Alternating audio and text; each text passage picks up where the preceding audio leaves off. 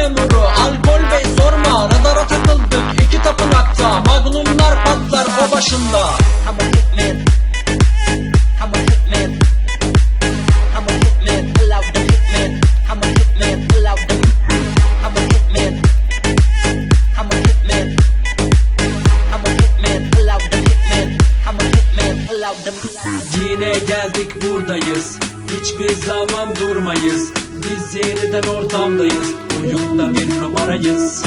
Yine geldik buradayız, hiçbir zaman durmayız. Biz yeniden ortamdayız, piyasada bir numarayız. Yine geldik buradayız, hiçbir zaman durmayız. Biz yeniden ortamdayız, oyunda bir numarayız. Yine geldik buradayız, hiçbir zaman durmayız. Biz yeniden ortamdayız, piyasada bir numarayız.